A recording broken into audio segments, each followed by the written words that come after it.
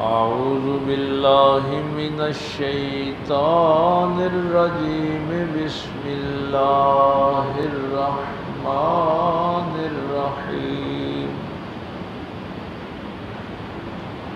وترى كثيرا منهم يسارعون في الإثم والعدوان وأكلهم السحت لبئس ما كانوا يعملون لولا ينهاهم الربانيون والأحبار عن قولهم الإثم وأكلهم السحت لبئس ما كانوا يصنعون آمنت بالله صدق الله العظيم وصدق رسوله النبي الأمي الكريم ونحن على ذلك من الشاهدين والشاكرين والحمد لله رب العالمين قال الله تبارك وتعالى في شان حبيبه مخبرا وامرا إن الله وملائكته يصلون على النبي يا أيها الذين آمنوا صلوا عليه وسلموا تسليما صلاة والسلام سيدي يا رسول الله وعلى آلك وأصحابك يا سيدي يا حبيب الله الصلاة والسلام عليك يا سيدي يا رحمة للعالمين وعلى آلك وأصحابك يا سيدي يا شفيع المذنبين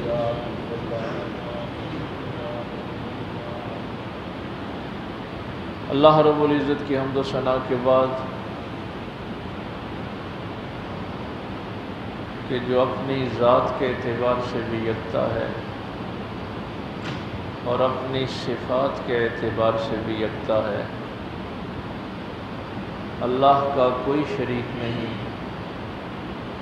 وہی اس کائنات کا خالق اور معبود برحق ہے، اسی نے انسان کو اشرف المخلوقات بنایا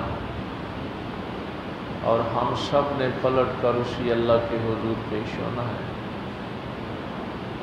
بے حد و بے انتہا درود السلام امام الانبیاء حبیب کبریاء شفیع المذنبین رحمت للعالمین تاجدار سلطنت دنیا و دین آمنہ کے لال باعث تخلیق کائنات احمد مجتبی محمد مصطفیٰ صلی اللہ علیہ وآلہ وسلم کی ذات اقدس پر کہ جن کے صدقے اللہ نے ہمیں ایمان کی دولت سے مالا مال فرمایا۔ نہایت ہی واجب الاحترام معزز حاضرین، بزرگوں، دوستوں، عزیز بھائیوں،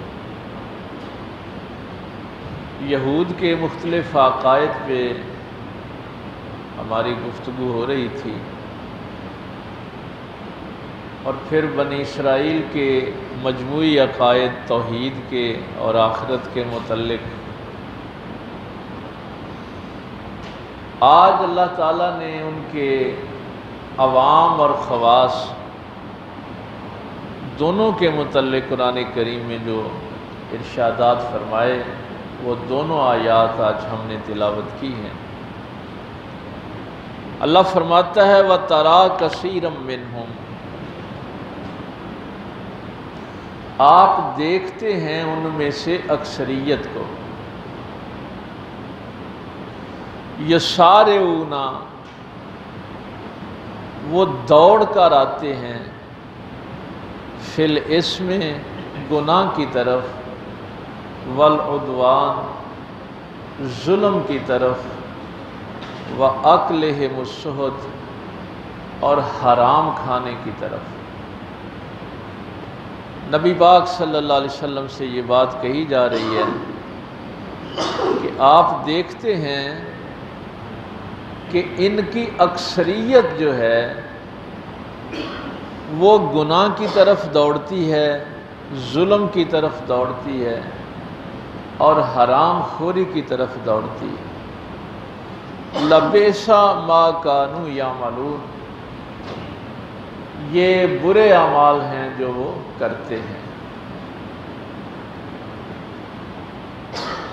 ایک تو یہ بات قرآن کریم نے واضح کر دی کہ کوئی معاشرہ جتنا جی چاہے برا ہو، وہ یہودی ہوں، وہ عیسائی ہوں، وہ ہندو ہوں، وہ پارسی ہوں، ان کی اکثریت تو بری ہو سکتی ہے، لیکن یہ نہیں ہو سکتا کہ سارے لوگ ہی برے ہو جائیں۔ یہ نہیں کبھی ہوا۔ تو لفظ کثیر استعمال کر کے اللہ تعالیٰ نے کچھ لوگوں کا استثناء دیا ہے کہ نیکی کی طرف دوڑنے والے، نیکی کی طرف آنے والے تھوڑے لوگ، اور گناہوں کی طرف بھاگنے والے زیادہ ہوتے ہیں۔ اب ہمارے ہاں بھی یہی بات ہوتی ہے،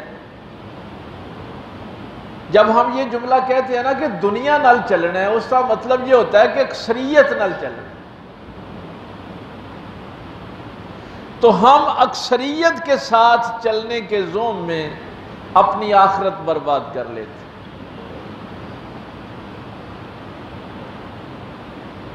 تو فرمایا کہ یہ نہیں تھا کہ وہ یہودی بھی سارے کے سارے برے تھے، عیسائی سارے کے سارے برے تھے، تھوڑی تعداد ان کی اچھے لوگوں کی بھی تھی۔ اب یہ نہیں کہا کہ وہ گناہ کرتے ہیں، ظلم کرتے ہیں، حرام کھاتے ہیں۔ یسارعون، یہ سرعت کا لفظ آپ اردو میں بھی پڑھتے ہیں، بڑی تیزی سے بھاگ کر آتے، بس گناہ دیکھا اور دوڑ لگا دی کہ ہم یہ کام کریں، ظلم دیکھا دوڑ آئے کہ ہم بھی ظلم کا کام کریں، حرام کا مال دیکھا دوڑ لگا دیا کہ جلدی جلدی ہمیں یہ حرام کا مال مل جائے۔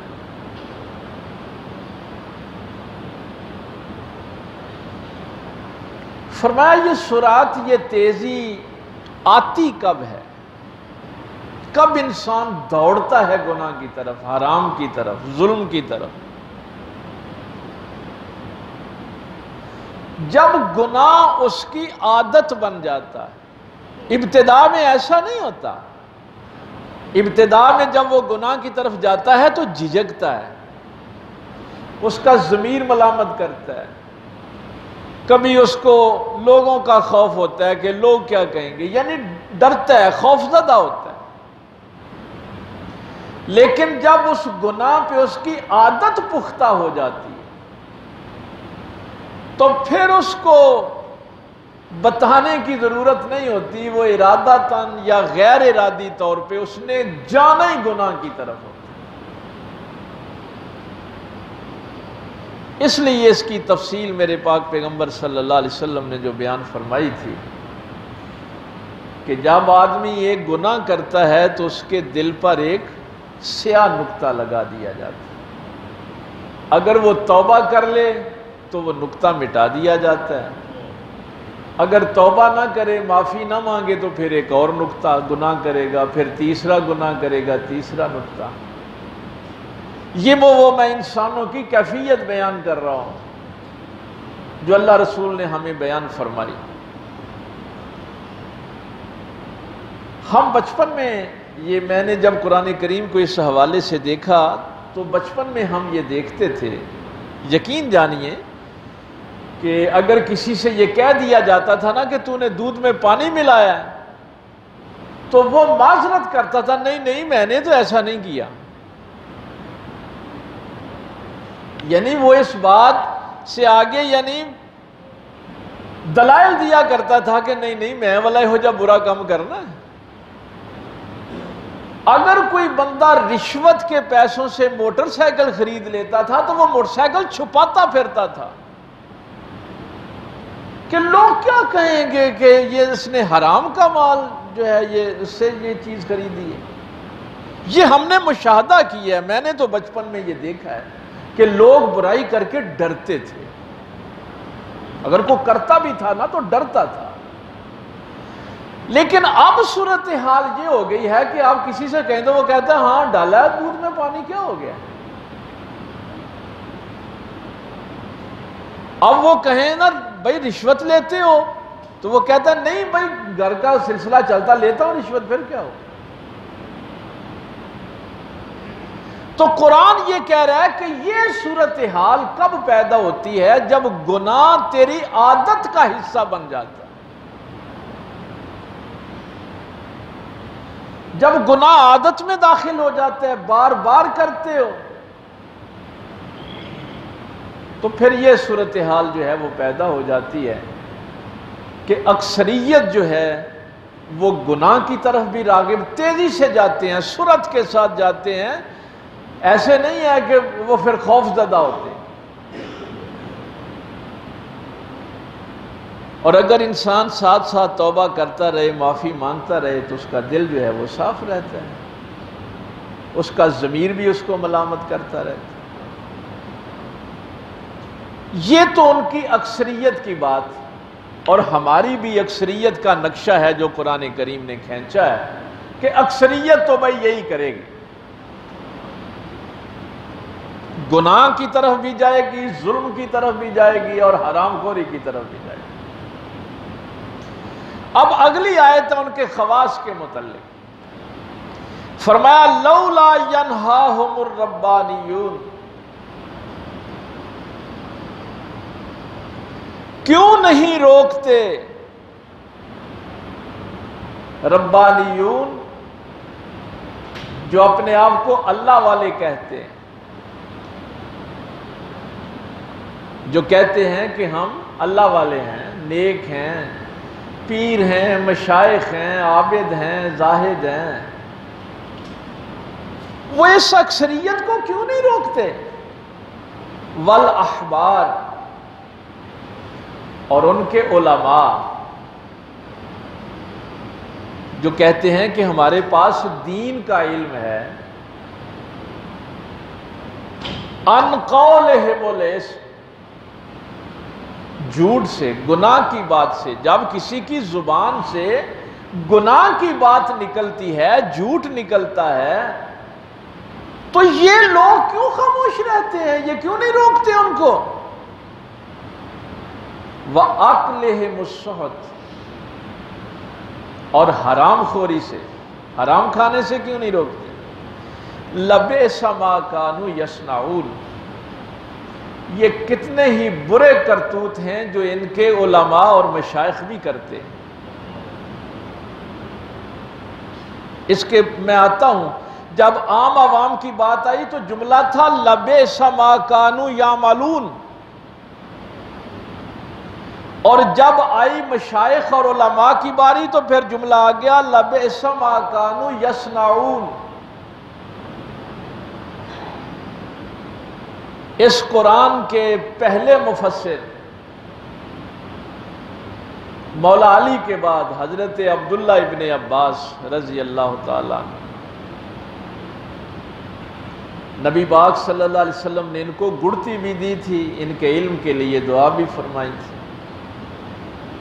تو قرآن لوگ ان سے سیکھنے کے لیے آتے تھے. نبی پاک نے ان کو تفسیر کا علم جو ہے وہ سکھایا تھا. تو وہ فرمایا کرتے تھے کہ اس آیت سے سخت آیت میں نے قرآن میں نہیں دیکھی.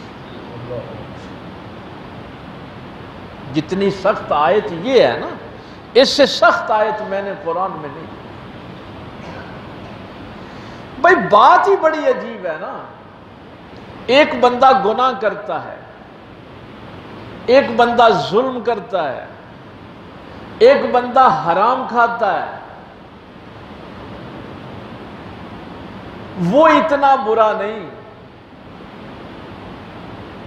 جتنا وہ شخص برا ہے جو ان کو منع نہیں کرتا۔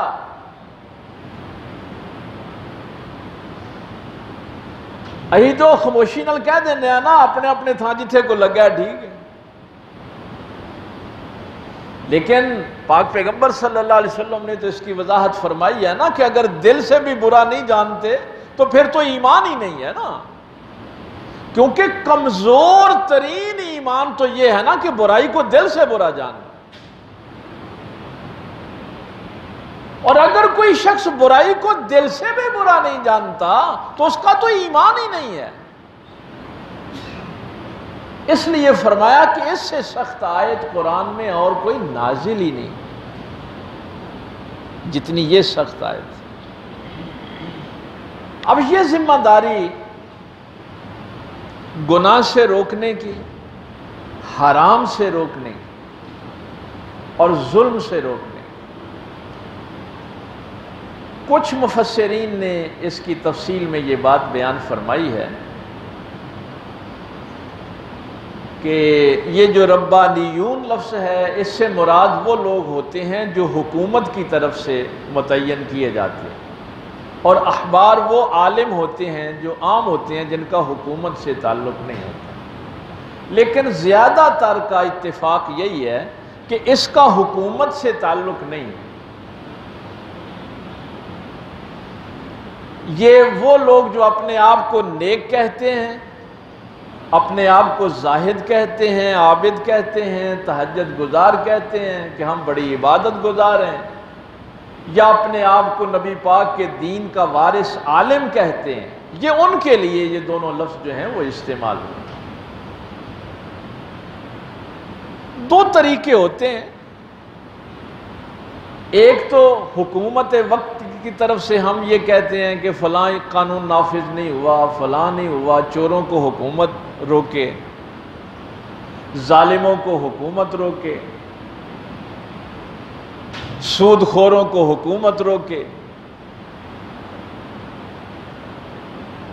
اس میں جو روحانی پہلو دیا گیا ہے وہ بڑا عجیب ہے۔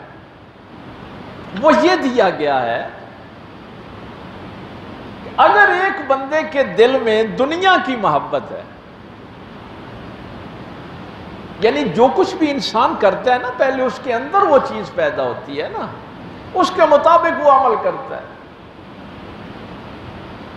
ایک بندے کے دل میں دنیا کی محبت ہے، جب دنیا کی محبت آ گئی تو اب وہ کیا کرے گا؟ رشوت بھی لے گا، سود بھی لے گا، ملاوٹ بھی کرے گا، چوری بھی کرے گا، ڈکیٹی بھی کرے گا، سارے کام کرے گا۔ نبی 1,24,000 کم و بیش انبیاء میں سے جو لوگ آئے ہیں ان میں اکثریت بادشاہ نہیں تھی، ان کے پاس حکومت نہیں تھی۔ بہت چند نبی ہیں جن کے پاس حکومت آئی، اور وہ بھی پتہ کیوں آئی؟ مثلا میرے پاک پیغمبر صلی اللہ علیہ وسلم کی ایک صفت اللہ تعالیٰ نذیر بیان فرماتا ہے، تنبیہ کرنے والا، کہ اگر یہ کام کرو گے تو قیامت والے دن یہ تمہارا حشر ہوگا۔ اب لوگ کہتے ہیں اچھا قیامت کون سی کسی نے دیکھی ہے؟ لوگ کہہ دیتے ہیں اور بھائی ویکھی جائے گی، قیامت آئے گی تو ویکھی جائے گی۔ تو میرے اللہ نے وہ جو عدل قیامت والے دن نافذ کرنا تھا، اپنے محبوب کو اس دنیا میں حکومت دے کے وہ عدل نافذ کر کے دکھوایا۔ وہ عدل کر کے کہ یہ ہے وہ کام جو قیامت والے دن ہوگا۔ یہ صفت نذیر کا ایک پہلو یہ بھی مفسرین نے بیان کیا۔ باقی یہ جو کام ہے وہ یہ کیا کرتے تھے کہ ایک بندہ رشوت بھی لیتا ہے، سود بھی لیتا ہے، چوری بھی کرتا ہے، ڈکیٹی بھی کرتا ہے، ملاوٹ بھی کرتا ہے، تو اس کے تو ہر عمل کی سزا پھر علیحدہ علیحدہ ہوگی نا۔ اور نبی اور ولی یہ نہیں کرتے، وہ پتہ کیا کرتے ہیں؟ وہ کہتے ہیں اس کے دل سے دنیا کی محبت ہی ختم کر دو تاکہ سارے برے اعمال ختم ہو جائیں۔ یہ ہے نا وہ پہلو، نیک صحبت کا، نیکوں کے پاس بیٹھنے کا، نبیوں ولیوں کا۔ وہ ٹارگٹ کرتے ہیں کہ کس وجہ سے اس کے اندر یہ برائیاں آئی، یہ گناہ کیوں آیا ہے، یہ ظالم کیوں بنا ہے، یہ حرام کیوں کھاتا ہے۔ اس کو بتا دو کہ یہ دنیا ناپائیدار ہے۔ جس دنیا کے لیے تو، اگر اس کے دل میں دنیا کی ناپائیداری آ جائے گی تو یہ برائیاں ساریاں خود بخود چھوٹ جائیں گی۔ تو وہ اندر کی جو طاقت ہے، اس لیے میں یہ باندھ رہا ہوں تمہید کہ یہ مشائخ اور علماء کو اتنا اللہ تعالیٰ نے قصوروار کیوں ٹھہرایا۔ ان کا یہ کام تھا کہ ان کی اندر کی بیماری کو دور کر دے۔ ایک بندہ متکبر ہے، اس کے اندر تکبر آ گیا، اللہ تعالیٰ پتہ کیا فرماتا؟ لا یحب لا مختال فخور۔ اللہ تعالیٰ شیخی بکھارنے والے اور فخر کرنے والوں کو پسند نہیں کرتا۔ اللہ ان سے محبت ہی نہیں کرتا جڑا شیخیاں مارے، میں کر دیتا۔ فخر کرنے والوں اور شیخیاں بکھیرنے والوں کو اللہ پسند نہیں کرتا، اللہ محبت نہیں کرتا ان سے۔ اس پہ پھر کسی دن تفصیل سے بات کر لیں گے۔ تکبر آ گیا، اب وہ کیا کرتا ہے؟ وہ دوستوں کی بھی بے عزتی کر دیتا ہے، ماں باپ کی بھی بے عزتی کر دیتا ہے، بہن بھائیوں کو بھی وہ معاف نہیں کرتا۔ اب جب آپ اس کے دل میں آخرت کا تصور ڈالیں گے، اس کا تکبر خود بخود ختم ہو جائے گا۔ یعنی یہ آخرت کا جو تصور ہے، میں کل 5ویں پارے میں پڑھ رہا تھا، مجھے ویسے تو وہ تفصیل طلب موضوع ہے۔ اللہ فرماتا الذین ينفقون اموالهم رئاء الناس، وہ لوگ جو دکھاوے کے لیے خرچ کرتے، جو لوگ دکھاوے کے لیے خرچہ کرتے ہیں۔ اس سے پچھلی آیت میں فرمایا قلونا وَيَأْمُرُونَ النَّاسَ بِالْبُخْلِ، جو لوگ کنجوسی کرتے ہیں اور لوگوں کو بھی کنجوسی کا حکم دیتے ہیں۔ اَكْتُمُونَ مَا آتَاهُمُ اللَّهُ مِنْ فَضْلِ، اور جو کچھ اللہ نے ان پہ فضل کیا اس کو چھپاتے رہتے ہیں۔ ہر ویلے آکھن گے یار مر گئے، رہا ہی کچھ نہیں، ہے ہی کچھ نہیں، وقت ہی نہیں پورا ہوتا۔ اللہ نے ان پہ فضل کیا ہے اور وہ ہر وقت بس اس فضل کو چھپاتے رہتے۔ اس کی اگلی آیت میں، یہاں تو کنجوسوں کے متعلق یہ بات کہی، اگلی آیت میں فرمایا جو دکھاوے کے لیے خرچ کرتے ہیں اللہ ان کو بھی پسند نہیں کرتا۔ کیوں؟ فرمایا یہ کنجوس اور یہ ریاکار، ان دونوں کا نہ اللہ پر ایمان ہے نہ آخرت پر ایمان۔ اگر ان کا اللہ اور آخرت پر ایمان ہوتا تو نہ یہ کنجوسی کرتے نہ ریاکاری کرتے۔ تو یہ بیماریاں اس وقت آتی ہیں جب انسان کے اندر آخرت کا عقیدہ کمزور ہو جاتا ہے۔ حضور داتا صاحب نے کشف المحجوب میں ایک بڑا واقعہ عجیب لکھا ہے۔ اب فرماتے ہیں کہ ایک بہت بڑا ڈکیٹ تھا میرے دور میں، راستے روک کے قافلے لوٹا کرتا تھا۔ میں ایک دن اس کے پاس چلا گیا، میں نے کہا یہ سب کچھ کیوں کرتا ہے؟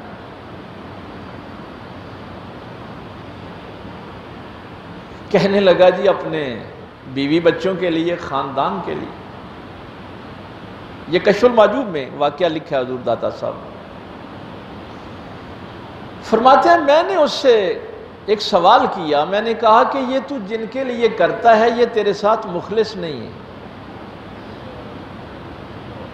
نہ تیری بیوی تیرے ساتھ مخلص ہے، نہ تیرے بچے تیرے ساتھ مخلص ہے، نہ یہ تیرا خاندان جس میں تو اپنی شیخی بکھیرتا ہے یہ بھی تیرے ساتھ مخلص نہیں، تو کیوں پھر یہ تو حرکت کرتا ہے؟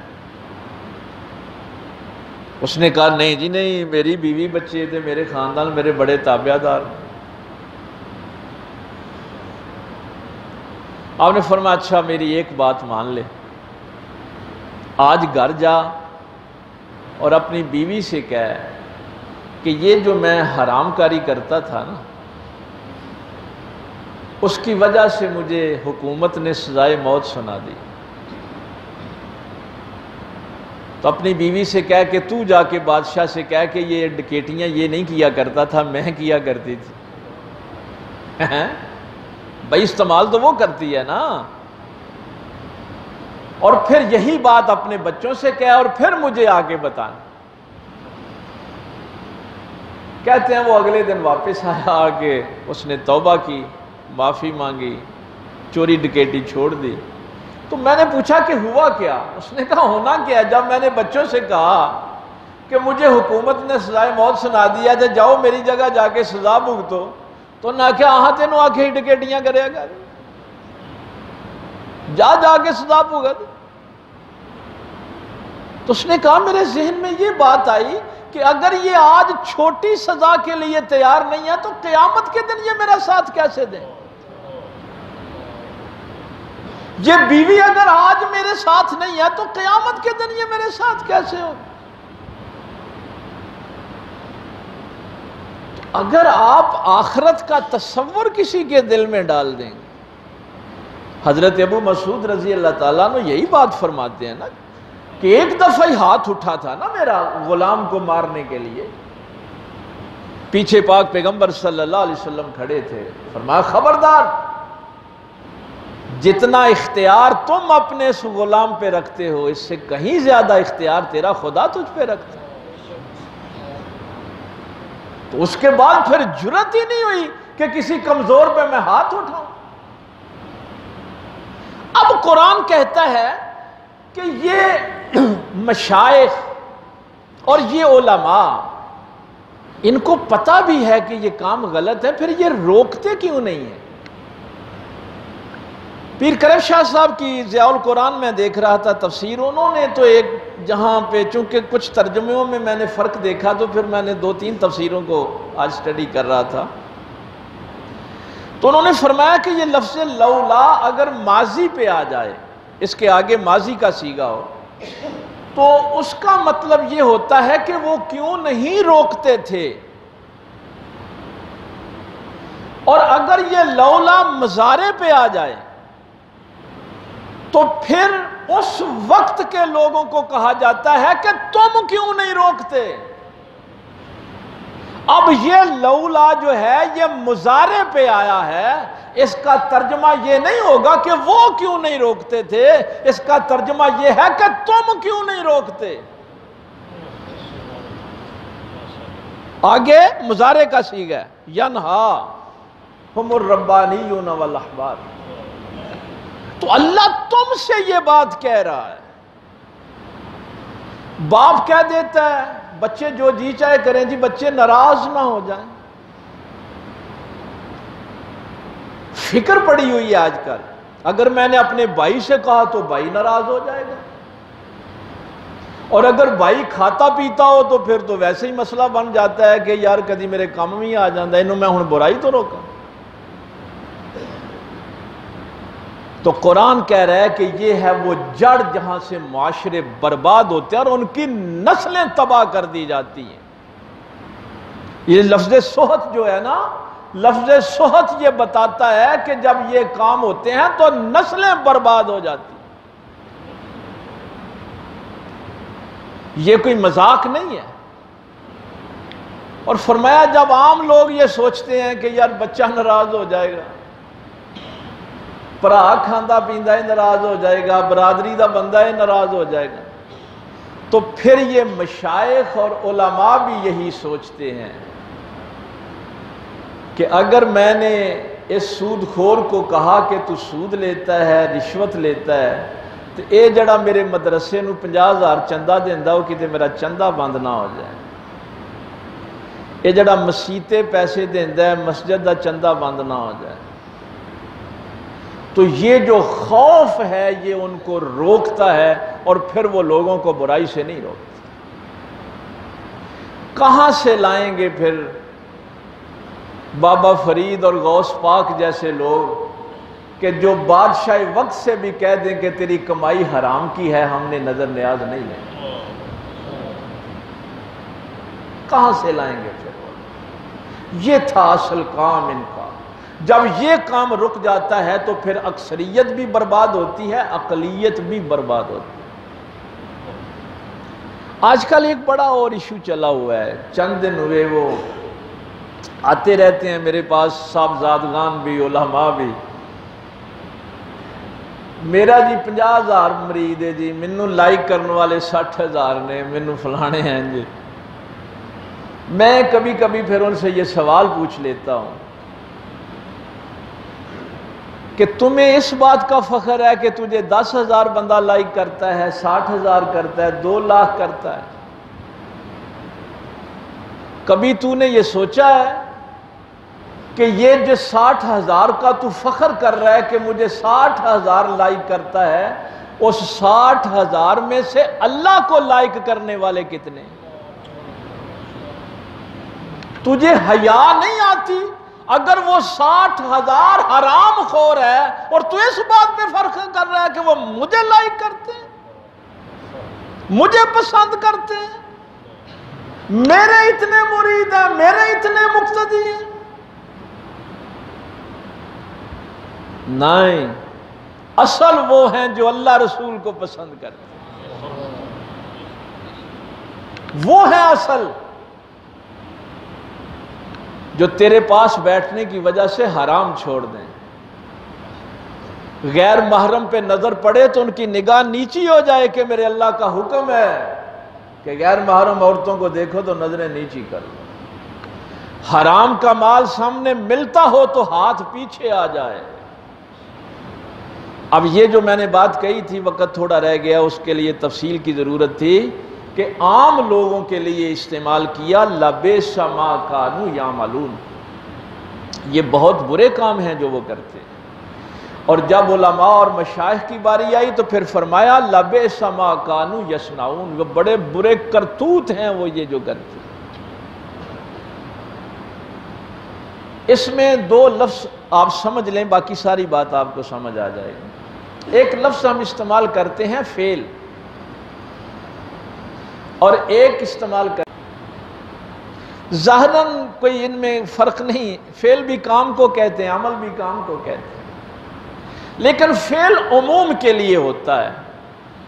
فعل وہ کام ہوتا ہے جس میں قصد ہو بھی اور نہ بھی ہو، ارادہ ہو بھی اور نہ بھی ہو۔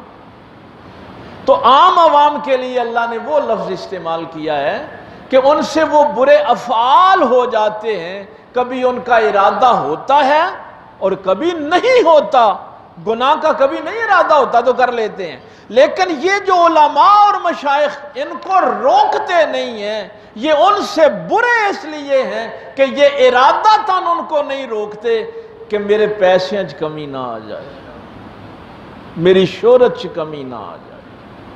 یہ جو برا عمل کر رہے ہیں اس لیے ظالم اتنا برا نہیں ہے، گناہگار اتنا برا نہیں ہے، اور حرام کھانے والا اتنا برا نہیں ہے جتنے وہ مشائخ اور علماء برے ہیں جو اس برائی سے روکتے ہیں۔ اسی لیے صحابہ کا پسینہ چھوٹ جاتا تھا جب یہ حدیث کو وہ بیان کرتے تھے کہ جب مالک بن دینار نے بھی اس کی روایت کی ہے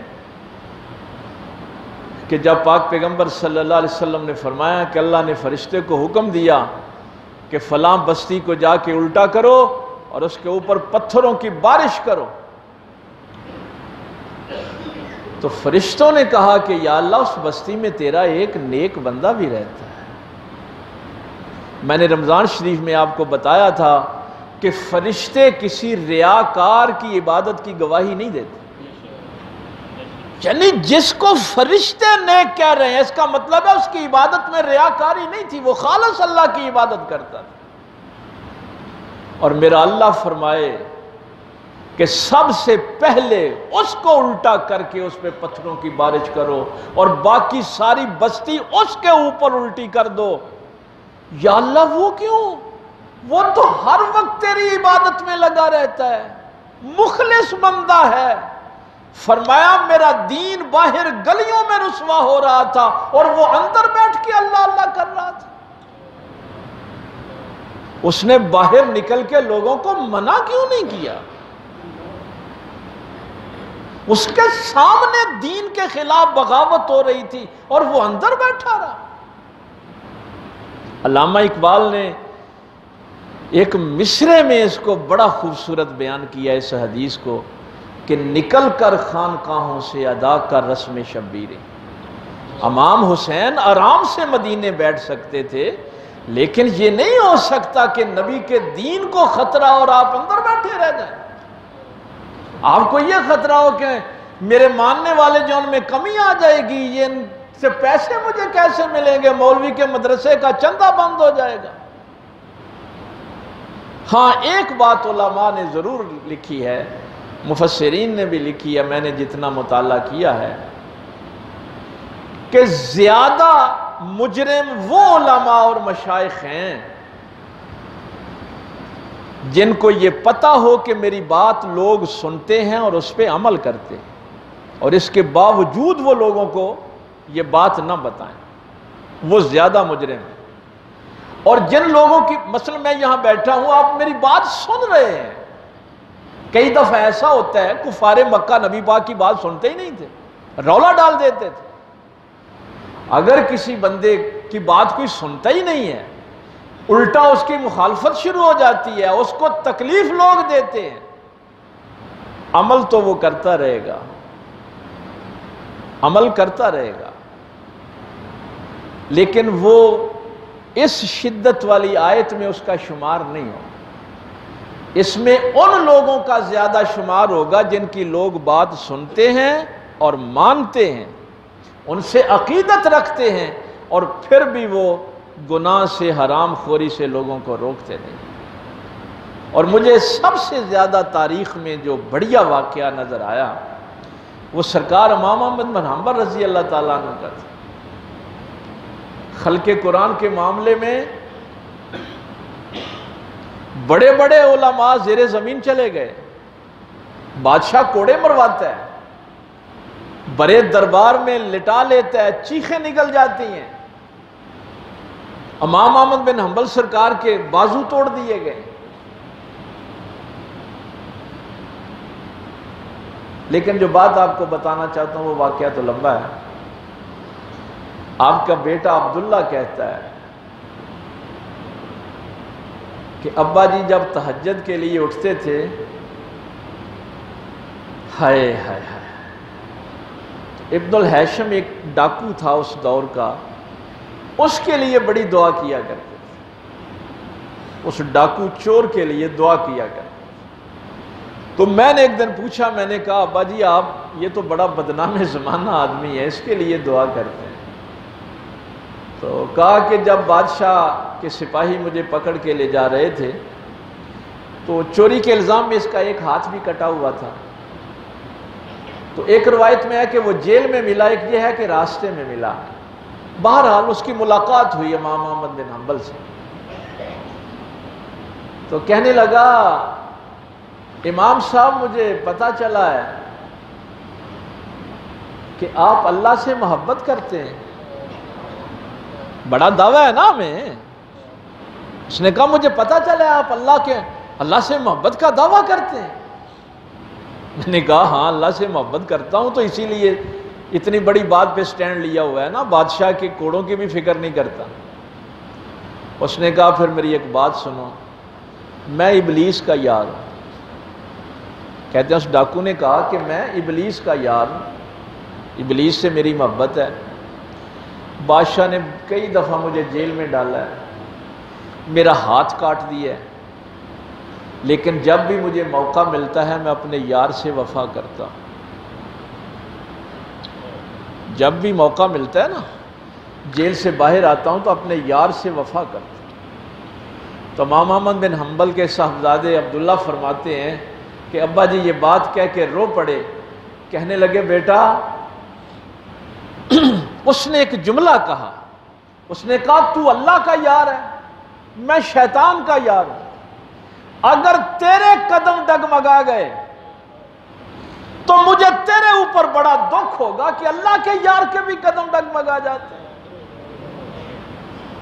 تو بیٹا اس استقامت پر مجھے کھڑا کرنے کے لیے اس ڈاکو کا وہ جملہ بھی میرے سامنے رہتا تھا کہ اگر آج میں اس ڈاکو جتنی بھی استقامت نہ دکھا سکا تو پھر میری خدا پرستی سے اس کی بت پرستی ہی اچھی ہے. پھر کوئی ضرورت نہیں مجھے کہنے کی کہ میں خدا پرست ہوں، پھر اس کی بت پرستی اچھی ہے. اس لیے یہ باتیں ذہن میں آئیں گی، یہ بندہ ناراض ہو جائے گا، اس سے مجھے فائدہ پہنچ سکتا ہے، اس سے میرے کل کو سفارش کر دے گا. اللہ فرماتا ہے جب یہ حرکتیں کرو گے، لوگوں کو برائی سے نہیں روکو گے تو پھر معاشرے برباد ہو جائیں گے.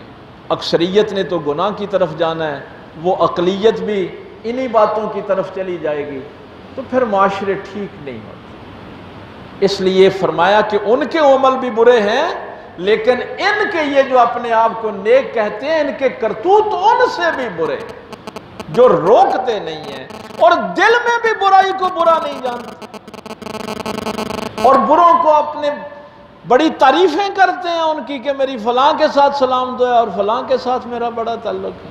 نہیں، اگر آپ کا کسی 10,000 بندے سے بھی تعلق ہے اور وہ 10,000 اللہ کا باغی ہے تو مت کہا کریں کہ وہ میرا ماننے والا ہے. اس بات پہ فخر کریں کہ کوئی میرا ایک بھی ساتھی ہو لیکن وہ اللہ کا ماننے والا، وہ رسول اللہ کا ماننے والا. اللہ تعالیٰ عمل کی توفیق دے. وآخر دعوانا الحمدللہ.